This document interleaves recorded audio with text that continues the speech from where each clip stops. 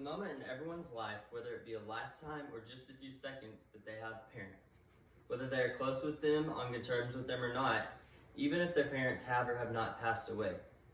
I have been fortunate enough to have outstanding parents for every second of the 23 years, 1 month, and 26 days of my life. My dad has always been there for me through the thick and the thin with words of encouragement. Yet during those times, he could not just stop working to provide. Therefore, when my dad was off, my mom was always there to make sure that there was a hot meal on the table, that I always did my very best on my homework, and that I always knew the importance of staying involved in church. My mom would spend hours preparing a meal for us. She would use the in-depth and detailed cooking skills that she had picked up over the years from my grandmother and great-grandmother.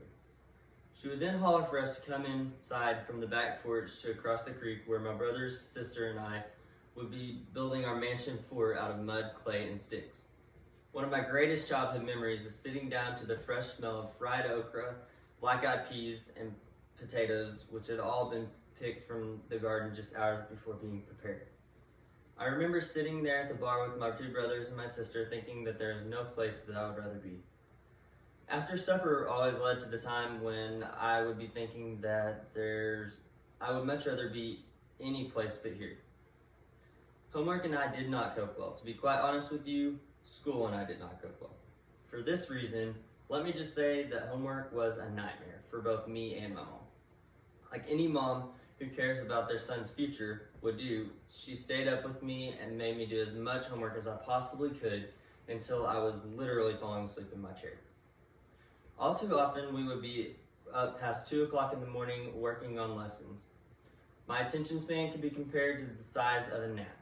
If I did not finish my homework at 2 o'clock in the morning, then my mom would wake me up at 5 o'clock in the morning the next morning to do it before school. There were many tears and a few slaps across the face delivered to me by my mom along the way. Therefore, I blame my mom, or let me rephrase that. If it were not for my mom, there is no way on God's green earth that I would be where I am today. After a very long week of dealing with me and my siblings, my mom and dad hauled us to this place where we sang and fellowshiped with others. Church was always a word that I dreaded as a child. It would take up one day of my only 2 days away from school. It would also interrupt our traditional fort building day, and we would always have to wake up early and dress in nice clothes on days that we weren't at school. For some reason, my mom never let me miss a single day. It was almost like she wanted me to grow up there or something.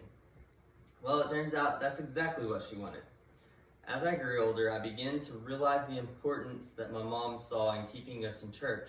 Before long, I looked forward to getting up early and going to church.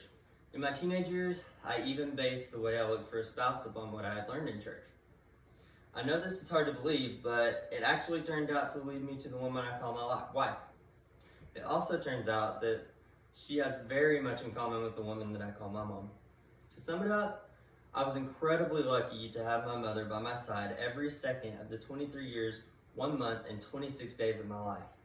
Through every ounce of good and bad experiences, she was always there to keep me fed, to keep me on track regarding education, and to keep me on track with God. In the end, it was all of this that made me who I am today. I would not have taken the road to achieve my highest of goals and dreams if it were not for my mother.